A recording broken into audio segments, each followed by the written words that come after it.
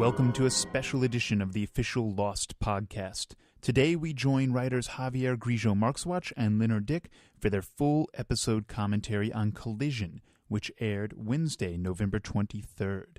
This podcast can be enjoyed synced up with the episode or as a standalone treat. Either way, enjoy.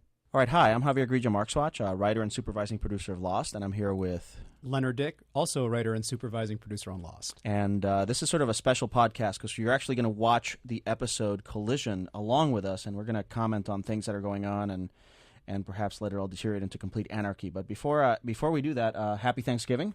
Or as we in my native Canada call it, Thursday.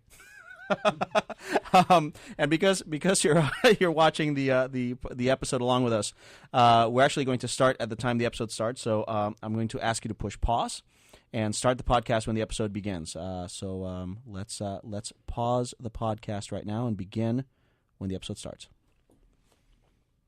Shall we go? Okay.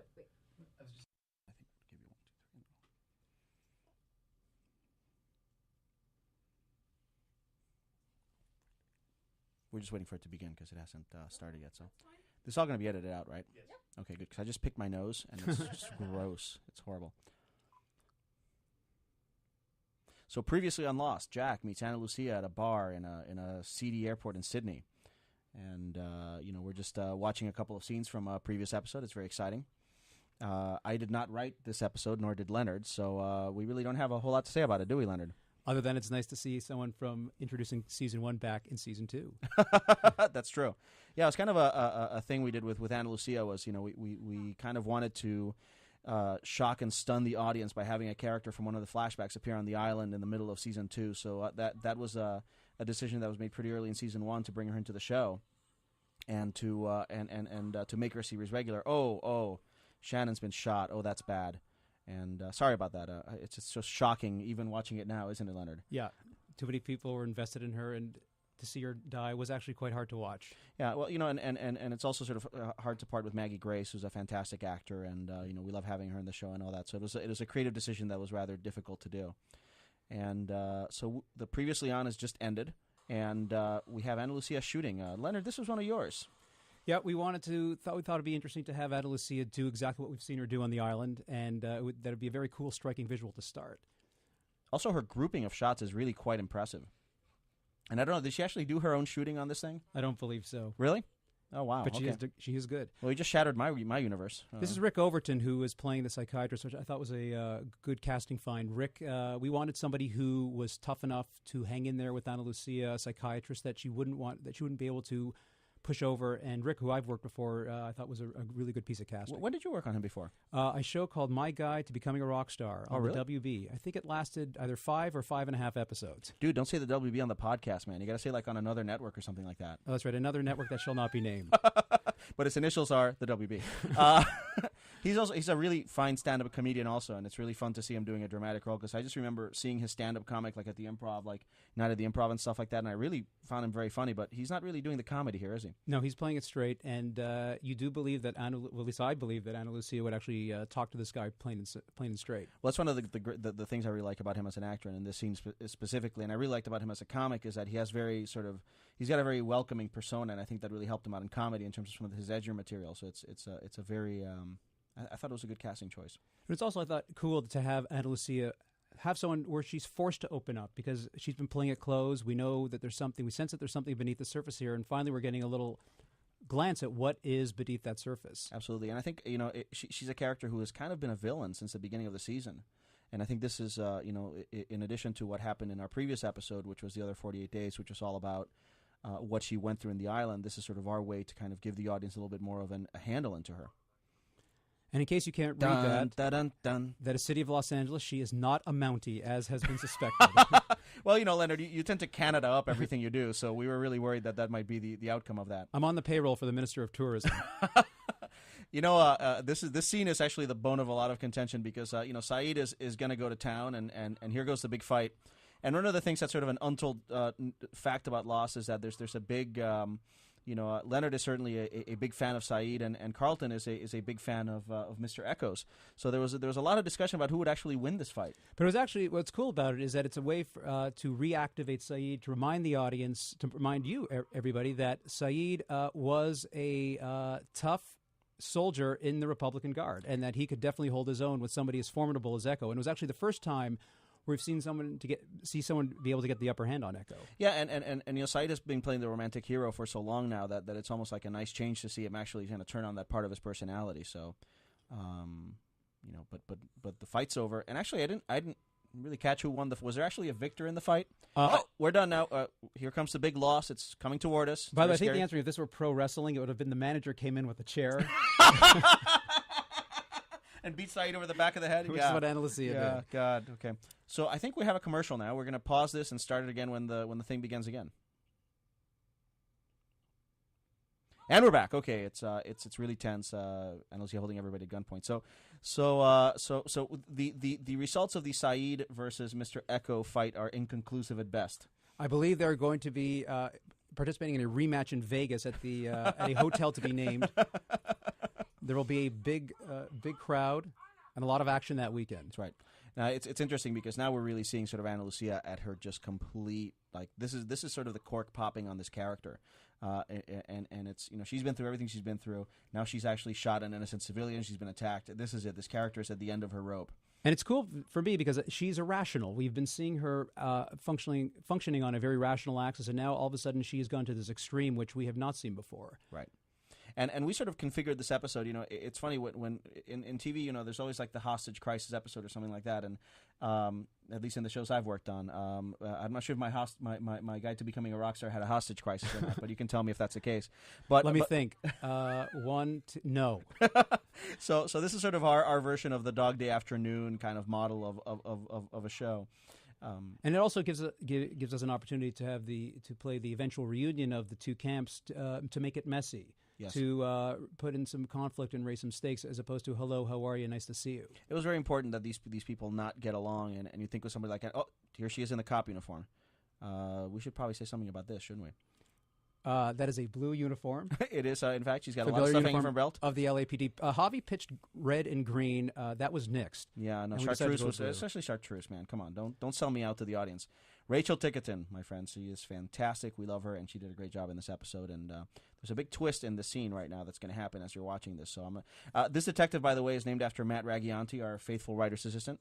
And we're actually going to do a spin-off called Rags. It's going to be all about this character. We're very excited about it.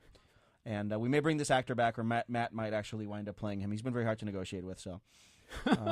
So we have the first 5 episodes broken. Exactly, yeah. It's going to be very exciting. So one of the things I like about this scene, and I guess it hasn't happened yet, but it will, and by the time I'm done teeing it up, you'll know what I'm talking about, is that Ana Lucia actually speaks in Spanish to the captain character, to Cortez. And what's interesting about it is that Michelle Rodriguez is part Puerto Rican, and for me as a native Spanish speaker, to hear her speaking Spanish in the correct accent for the kind of nationality that she's playing is actually really exciting to me. So I remember when we were watching this in dailies, I burst out into uproarious laughter, and it was just because I heard a voice that sounded very familiar to me. I watched it before the subtitles were in place, and I thought that one had called the other a penguin, so I completely misunderstood. Well, that's what you get when you trust me to do your translations. So now we the cat's out of the bag. Ana Lucia works for her mother, continuing a long lost tradition of bad parenting. And one of the things I thought was very cool about this was seeing Ana Lucia have to defer to someone in authority. We have seen Ana Lucia in control, taking charge, but now she is here, the subordinate, and she has no leverage here, which I thought was appealing. Because it's your mom. I mean, it's like she's not just a captain; she's mom. Rags is back. Rags is back. Yeah, keep your eye on that guy. Previously on Rags. Previously on Rags. You sold me out, man. I had that bank robber. No, I'm sorry. I'm on a whole other show here. Yeah, this is sort of a little piece of personal cruelty that mom sort of foists on Ana Lucia. We also spent 3 hours riffing on what kind of cake it should have been. Yeah, exactly. No, I remember strawberry, tangerine. Well, I was a big proponent of the log, the sort of chocolate-covered log, the ice cream log, Now, this is interesting. This is what we're seeing, the island technology. Jack has developed a rain capturing system. Yes. Before you just would stand out in the rain, stick out your tongue, or go to the springs, but now we have a way to capture rain. Exactly.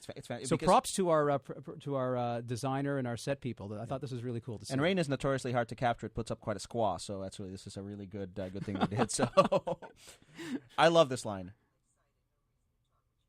Oh, I love that. I love that she says that. It's a sort of a nice little pop for this. Oh, wait a minute. Was that the others? Was it a weapon? Was it a bullet? What is it? It's golf. This is a sports-related discussion. Leonard, I'm turning it over to you. Everyone, of course, last year seemed to love the golf story, and we wanted to find a way to bring it back in a different way, sort of an organic character way. And we thought that this would be a nice way to reestablish the Jack-Kate relationship. You're going to see why in a couple seconds. But the other thing that was cool was actually watching Maggie swing. Little known fact. That'd be Evangeline Lilly, dude. I'm sorry, what did I say? Maggie. I still have Maggie on the brain. We miss Maggie. Yeah, she was great.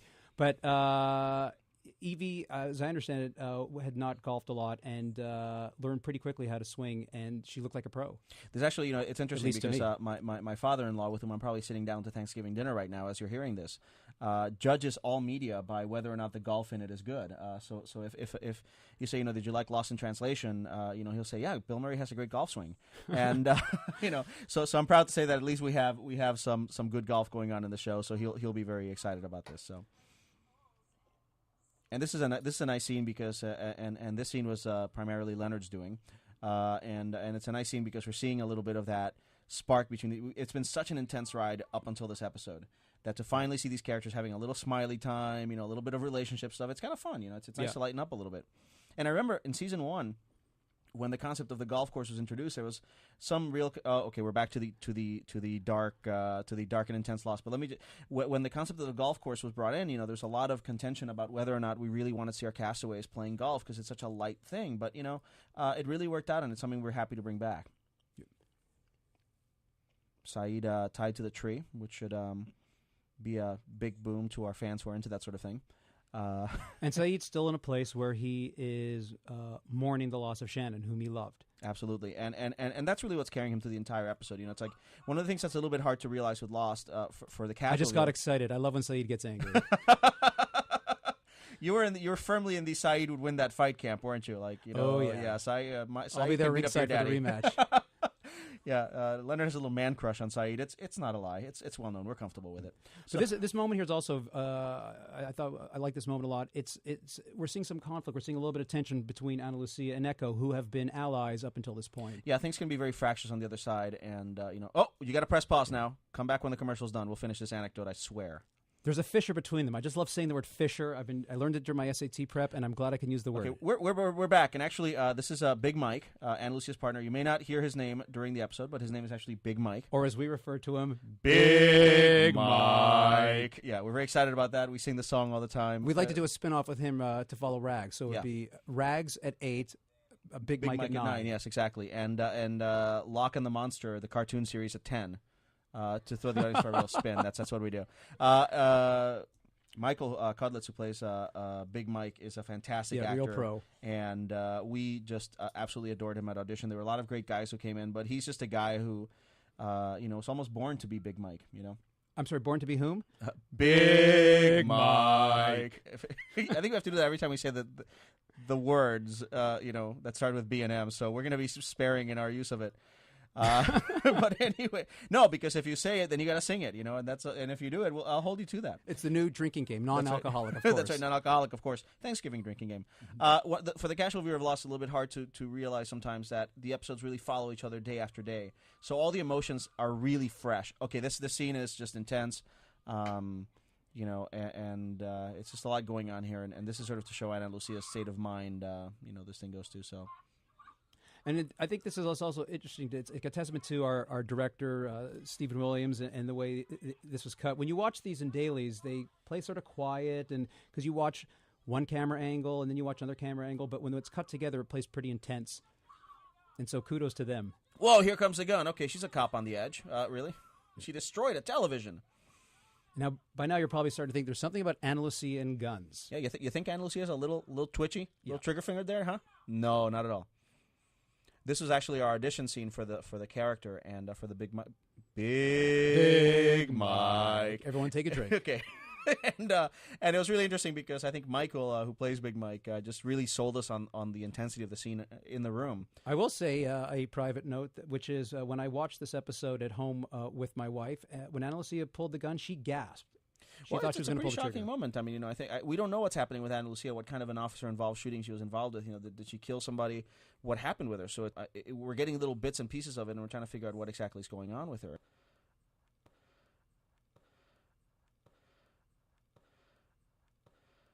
I loved it in the previous episode where she snaps that guy's leg back. It's actually one of my favorite things we've done with her. And Sam Anderson, who plays Bernard, whom I actually cast in an episode of Boomtown a few years ago, a series on another network whose initials are NBC.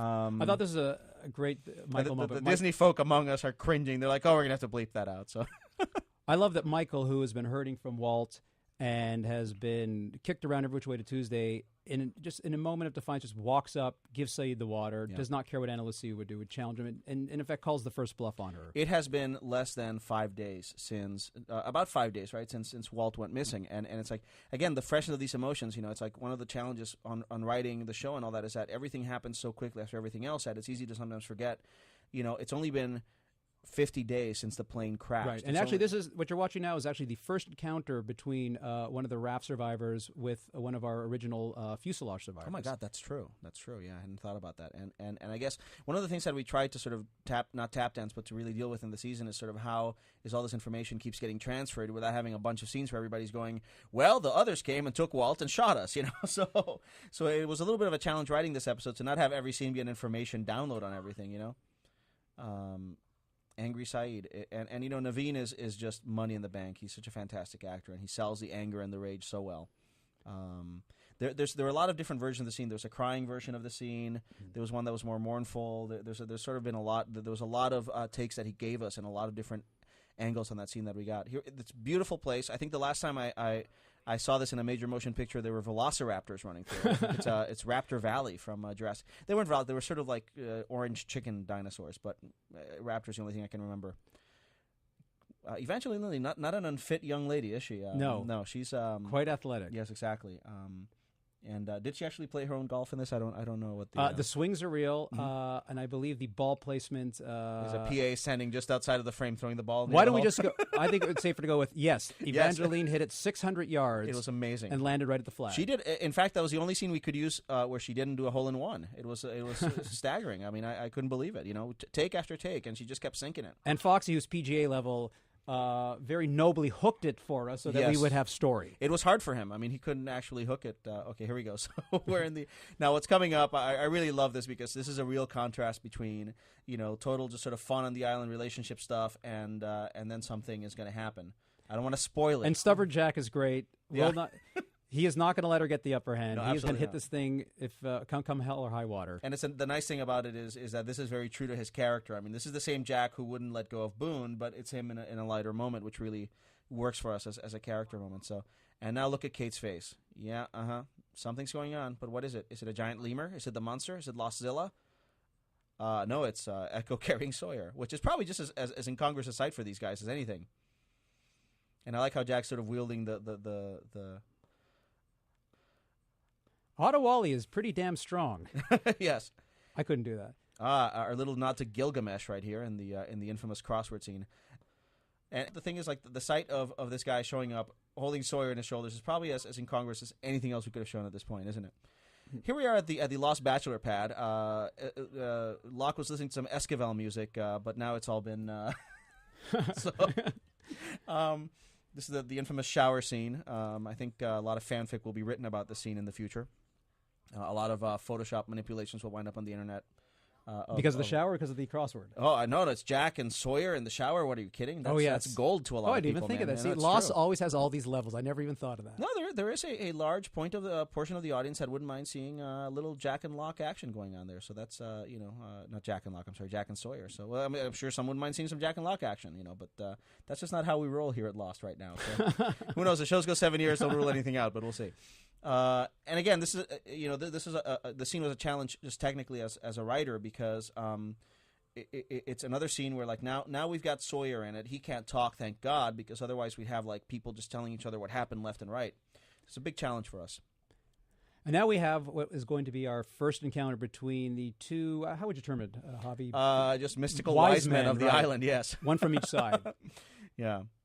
And I thought this was a nice sort of economy of storytelling. It's just hello. It's like, what do they actually have to say to each other? It's like, hello, I'm the mystical wise man of the east side of the island, and I'm the mystical wise man of the west side of the island. Can I see your club card? Yes, can I see your How was the company picnic? Fantastic. So, and this is sort of the continuing sort of fragmentation of I'm the sorry, camp with Fisher. I just need to say the word Fisher? Fisher. There's another Fisher in the... Leonard loves the word Fisher. I studied hard for my SATs. No, it's very exciting. I like that Bernard has his jaunty cravat that he's been wearing for the last 10 days. It's, because you can look like a ragged survivor, but that doesn't mean you should lose your sense of style. I think it's very important to, and I think next fall in Paris you're going to see the ripped van leg. And the jaunty cravat, yes. That's right. You know what? I actually, but I have to tell you, the last guy to wear a jaunty cravat on the show was Arts, and we all know what happened to him, so... I think I would take the cravat off very, very in short notice. I'm sorry. What kind of cravat was that, Javi? Jaunty. Jaunty cravat. It's a jaunty cravat.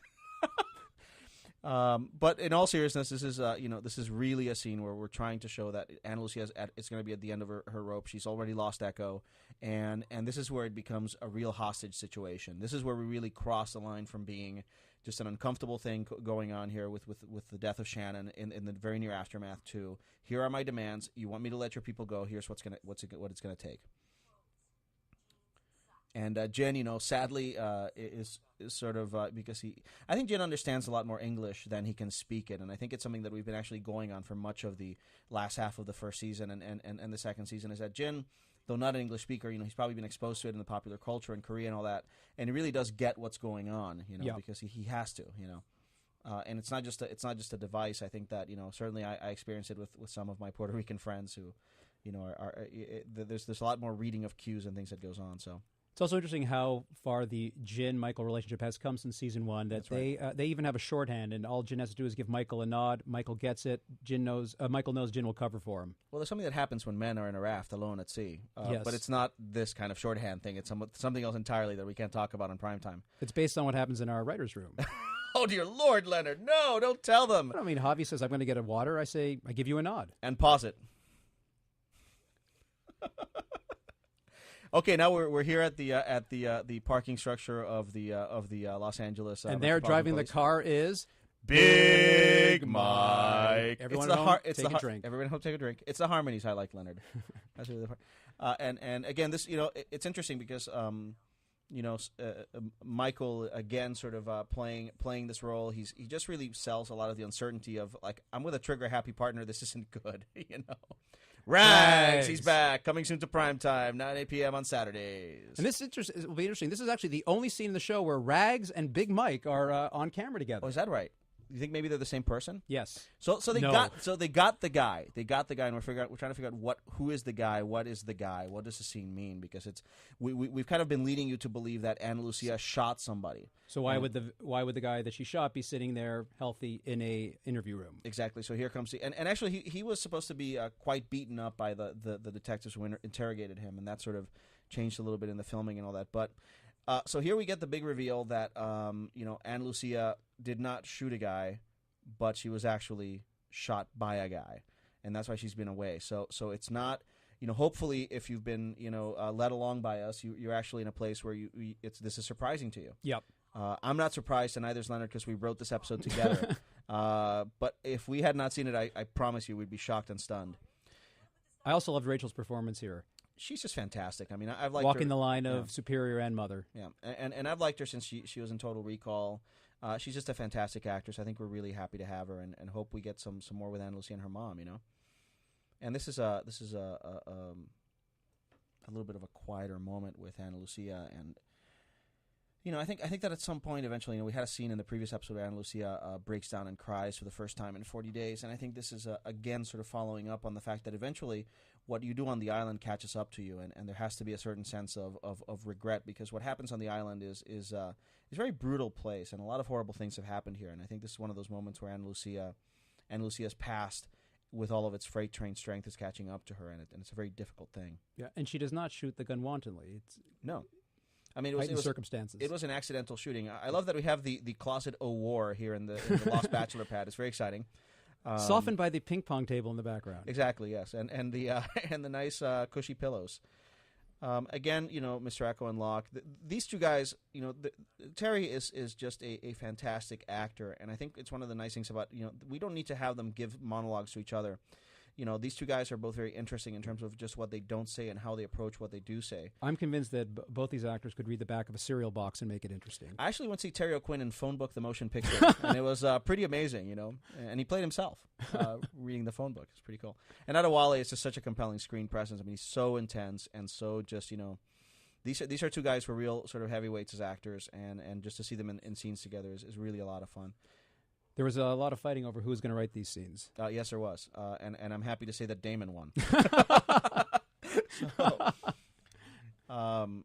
And it's interesting because the Lost Bachelor pad has kind of become like a set for us, and it's such a weird contrast between we're living on a beach in an island, sometimes off the ruins of a plane, and now all of a sudden we're now. This scene is going to cause a lot of relationship talk, and I'd like to turn it over to the writer, Leonard Dick, ladies and gentlemen. This, for us, was a question of casting your ballots. Who should end up with whom? Why should this person end up with that person? How is this going to play out? And I actually love the way that this was directed, and that it took place in close quarters. The original idea was to place it on the bunk bed to force everyone into an intimate setting. And you have, Kate touching Sawyer, Jack right there. He's touching Sawyer too. Everybody's touching Sawyer. Yes. It's like it's weird. Sawyer's just getting touched all over the place in this. It's kind of creepy. I don't like it. But I'm sorry, Leonard. You were saying not at all. But we discussed the issue of, is Jack going to let Kate? He's a doctor. Is he going to let her dispense the medicine? But Kate takes action. She grabs it, and Jack, as a doctor, his priority is to get this medicine into Sawyer any way he can. And if it requires this, then so be it. And it's interesting because there's all sorts of subversions going on, of Kate and Jack's relationship in favor of Sawyer's relationship, of Jack's professional pride as a doctor. There's all these things that are going on. It's a very, for me, even though a lot of people who fall into the Kate and Sawyer relationship part of the show are going to like what they're seeing. For me, I don't really fall in either place. I think each relationship could be very interesting, but it's a very uncomfortable scene because to be the third person in a scene where somebody is being so intimate with somebody else, and they're both people who have a very complicated relationship, and it's a tough scene. Yeah. And I also love Foxy's expressions here.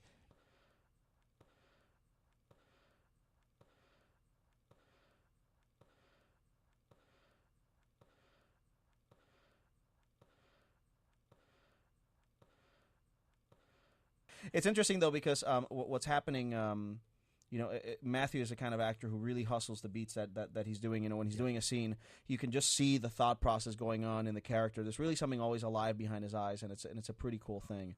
So now this is sort of the Grand Fisher scene. All of Ana Lucia's allies are now betraying her, and she is definitely on her own. Yeah, she's losing everyone who she had for support. And no more Jaunty Cravat. No, Jaunty no Cravat more is going. Man. Yeah, that's right. You know what, Sam, it's interesting because this is a role that could very easily be sort of very complainy role, and I think that Sam really sort of nails it in terms of giving Bernard a kind of dignity and a kind of, he's a guy who is a little bit older and probably not as able to do the kind of action-adventure that a lot of people do on this island, but he really carries off what he's doing with a dignity and a gravity that I think really sells what that character's been through. He's been money since we first saw him on screen. Absolutely.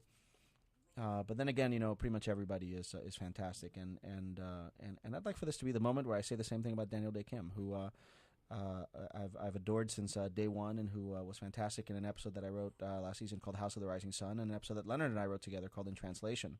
He's just really turned this character into a very likable persona. And it is amazing because starting out, a lot of the viewers, a lot of the fans genuinely disliked Jin. By design, and now he's become a beloved character. It's a testament to his ability as an actor, Absolutely. To sort of sell the villainy of the character at first and all that, and to now be able to really play him as sympathetic, or Chewie, as we like to call him on occasion, because there's a real Han Solo Chewbacca relationship between Sawyer and oh, pause.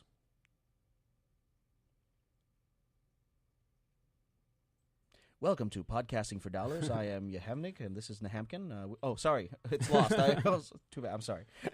So, I cannot get enough of people running through the jungle. It's just so, I saw the trailer for The Fog, and it was Maggie Grace running through like a forest, and I was like, did they just cut that from Lost? Because we got plenty of that.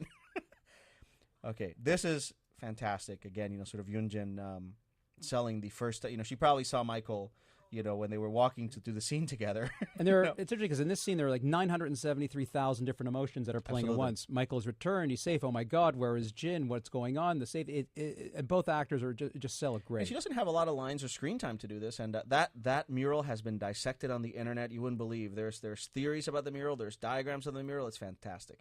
So yeah, and that's the thing with Yunjin is again also a fantastic actor on the show, and just in that brief pop with her, you see just the conflicting emotions that she's feeling about seeing Michael. It's great. Now this is a scene that we have nicknamed Alpha Male Palooza. Jack, Locke, Otto Wally. Yeah, somebody needs to open the hatch and let some of the testosterone out because it's just, it's like, seriously, this would be like if this were like a movie like Network, they'd all be wearing suits, drinking scotch, and hitting each other. Well, yelling pithy monologues at each other, I guess, but not for me to compare myself to Patty Chayefsky in any way whatsoever. Just to say, hey, if this were a movie set in New York about television, they'd be wearing suits, drinking scotch, and yelling, right? So, and I'd like to see that movie, by the way.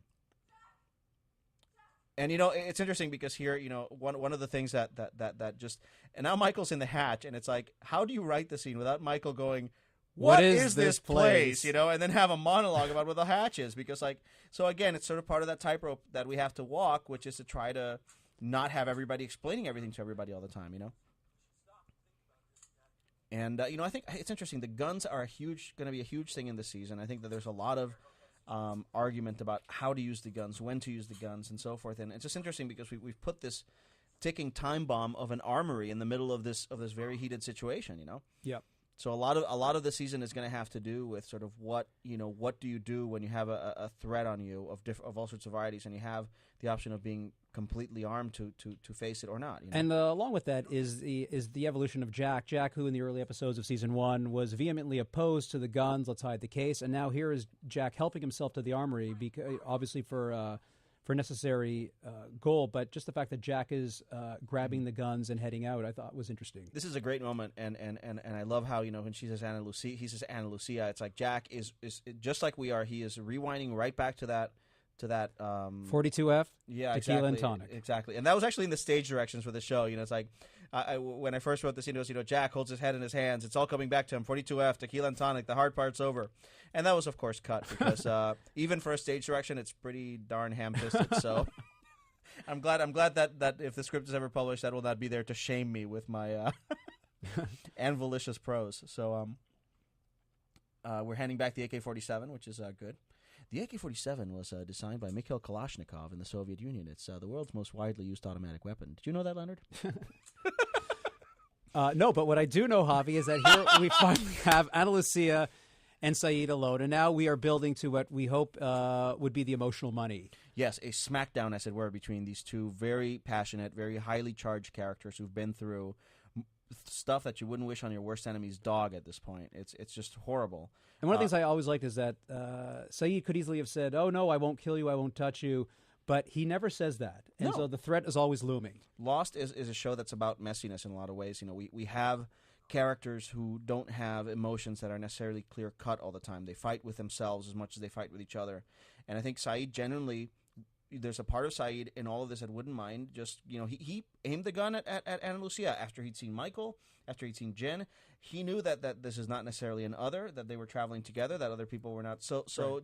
And he is probably the smartest foe she's encountered. Probably a lot smarter than the guy with the TV in the alleyway. Oh, absolutely, yes. I think we should just commit to that right now before Naveen comes and kicks both our asses. This was a really nice suggestion from Carlton and Damon to refer back to what Sayid did in season 1 and to remind us that Sayid is haunted by what he has done and what he did to Sawyer. It's always in the back of his mind, and it affects how he thinks. And I thought this was a very cool callback. Well, to coin a phrase, all of our characters have a history of violence. Be it emotional violence or relationship violence or violence that was brought on them, cruelty that was brought upon them by their parents or actual physical violence. And I think that all of our characters have some great break in their past that's driven them over a certain edge. And they don't they don't have the person on the island that they need to confront in order to settle their issues. So they're sort of forced into conflict with each other, and it's the balance in the show is always, will the person in the front story make the mistakes they made in their flashback, or will they overcome those mistakes? And I think with Saeed, for everything he did in the Gulf War, there's probably a lot of not making those mistakes again for him to do. And will they wear a jaunty cravat along the way? Yes, exactly, yes. Because if you're rectifying past mistakes, it's better to do it looking great. Preferably with a jaunty cravat. Always go out in style. That's right, exactly. Which may not be the most appropriate thing to say since we just killed Shannon, but okay, let's just call that an unfortunate choice of judgmentship. And this is nice because it's sort of a battle of the monologues. Both characters have a lot to download on each other in terms of where they're coming from. And it's interesting because this may be these two characters sort of finally coming to some kind of understanding with each other. And, I would have, if I were watching this show, I would want Saeed to be a big man and be forgiving, not a big Mike. But Big Mike. Everyone drink at home. but a big man and forgive, and he can't, and that's what's interesting to me. What I love about this scene and Michelle's performance in particular is Ana Lucia is finally coming clean to somebody, and she is coming clean to the person who wants to kill her. And there's something incredibly twisted, and it fits sort of the irrational behavior, which is actually somewhat rational through the course of the episode. But I actually really dug that encounter. This is Michelle with her game face on. This is not a woman who's drinking for recreation here, and she wasn't drinking because we sang the BM song either. So it is not a coincidence that she is in this bar. So we see the guy who shot her leaving the bar, and this is when you want to establish someone as a major just badass, the best thing that they can do is just empty a clip into a guy. Frankly, there is just no better way than to just, put a bunch of shots in the dome. Javi initially pitched ice cream parlor, but we thought that wouldn't work. This would probably be a little more foreboding. And here comes the big revelation of the episode. Dun, dun, dun, da-da. Okay, now we know. And this goes back to the previous episode, which was in which they asked her if she had kids. She said no, and there's a lot of other threats that this ties into. So now we know why she asked Saeed earlier. Why she asked if Saeed has kids. Man, I love it that she empties that clip. Man, that gets me so excited because it's just she was not there as a hidden cry for help, And as a parent, I empathize with her completely. It made perfect sense to me that she would take this extreme. As not a parent, I empathize with her completely too, because if somebody did that to me, I would be hard pressed to not frag their rear end. In the trailer for this episode, it's funny because they show you the scene and she comes to him with this makeshift knife and swings it down and it cuts to black and then he's going lost and you're like. But the first scene in the episode is the first scene in the trailer was she shoots a gun in Saeed's direction. I'm like, she either knifed him or shot him. We can't have it both ways. We got to figure out what we're doing in this trailer here. Hopefully we had you caught and you're here to watch the show. And now we see just how much she is hurting, how deep her pain goes, how complex she is. She is now giving him the gun. Yeah. These are two characters who are just tremendously rent in the inside and who the fact that they are capable of functioning at all is interesting to me, and the fact that this island hasn't completely gotten them in touch with their dark side, although in the case of Ana Lucia, you can argue that it absolutely has, is just an interesting thing because they're out of civilization, and these two people could probably do whatever they wanted to each other out here. No one would know, and the fact that they get to this détente.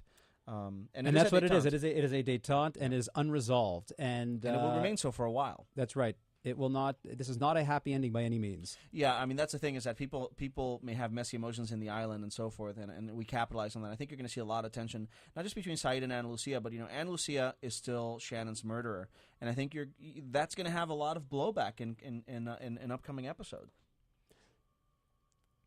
This is the second time I've seen Shannon dead on camera because we killed her in Hearts and Minds, and the one thing that I commend the makeup department for our show on just the incredible things that they do when we have some of the gore. Oh, pause it. We'll be back. And we're back. And shirtless Sawyer, you can't get enough of that. I get emails from fans saying more shirtless Sawyer. Can it be the hour of Sawyer with no shirt on? And if you're feeling really gentle, can you just have him strip down to his shorts? And we try to accommodate.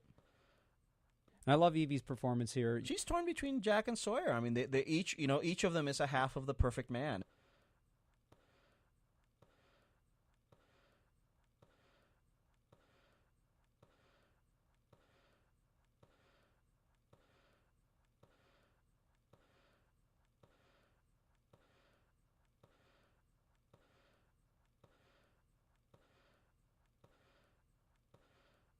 When we watched this in the dailies with no music, with nothing, Oh my God, we the broke dog. down. It's so sad. You cannot. There put is it- no more tangible reminder No. of Michael's loss.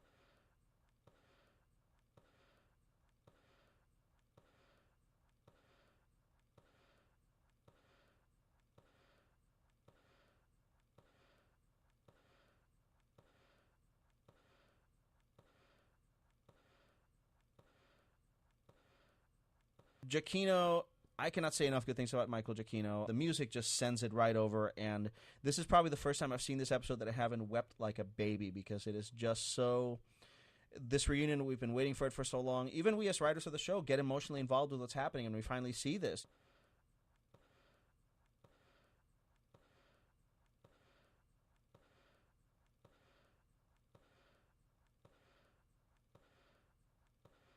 And the music, Rose, I everything. mean, now finally she's finding Bernard, and it is just, it's even for us, again, as writers, it's just still cathartic, because it is just such an emotional moment, And, it's interesting, Jin and Jin sort of being welcomed as a hero, even though the raft failed. It's just a really touching moment where, it's good that our lost family's finally together, And here we go.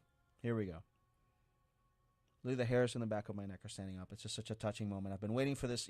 I started working on Lost before the pilot was finished, before they were finished writing the pilot. And Bernard... And Rose I believe that Scott and Sam are a happily married couple. This is just wonderful. Well, the interracial thing it was never an issue, but it was a nice sort of curveball that we tried to throw the audience, because I think that everybody expected Bernard to be a black man, just because of convention or whatever. And it's kind of nice to just be able to say, here we go, and not make a big fuss about it. It's just there.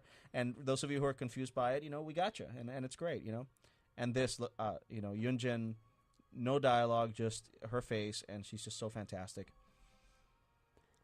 And this is the hero run by Daniel. Yeah. I fell in love with Daniel here. You expect him to be sort of walking away from the wreckage of a jet plane with a cigar, kind of like Chuck Yeager in The Right Stuff, And think about how far these two have come. Oh, my God, yeah. And, we wrote in translation together, and the whole, thing of how their marriage fell apart. I mean, I feel very bonded to these characters, and to be able to, as a writer, be one of the people who brought this relationship to closure is very fulfilling for me personally as well, because it's like we've really gone all the way with them, from just a marriage that was falling apart to what you just saw on the screen. This final sequence, I'm absolutely in love with, and it's entirely on the actors' faces, and the expressions sell it all.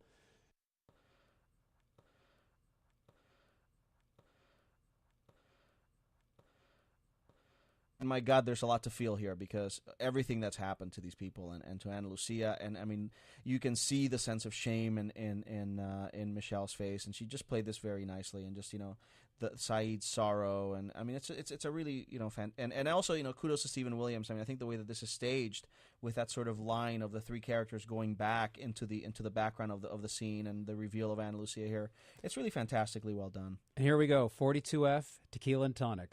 Hard part's over, man. But really, this is the culmination of something we established at the end of last season, and one of the great things about writing for Lost is that we set stuff up very early on. Part of our strategy is that we really make a lot of decisions early in the process, so that we can do the kinds of things like paying them off 10 episodes later. This is these people haven't seen each other for 50 some odd days since a flashback, and I love how Lost comes up. I just want to say, like in the writers' room, we'll be pitching an act 5, and we'll be like, Ana Lucia steps out of the woods, Jack sees her, Lost. Yeah, exactly. So I don't know, Leonard. Is there anything else you'd like to share with the audience as they gear up to watch a fantastic episode of Invasion? No, I think this was a really fun episode to write. It was great for us because we got to reunite the camps in the messiest way possible with huge personal conflict. I thought the other thing I thought was interesting is that people were waiting to find out what is Ana Lucia all about, or what makes, or at least what's the sort of that first level of what makes her tick. And I thought that the story that our group came up with was a very compelling story. Yeah, I think, and also, any script that turns out well is a credit not just to the writers but also to the writers' room, and we come up with these stories collectively, obviously. So a little bit of a word of thanks to them for all of their support, and to David and Carlton for their vision. And I think before we go, there's one thing that we have to do that we'll just click off after this, but I don't think we can go without singing the Big Mike song one last time. Ready? 1, 2, 3.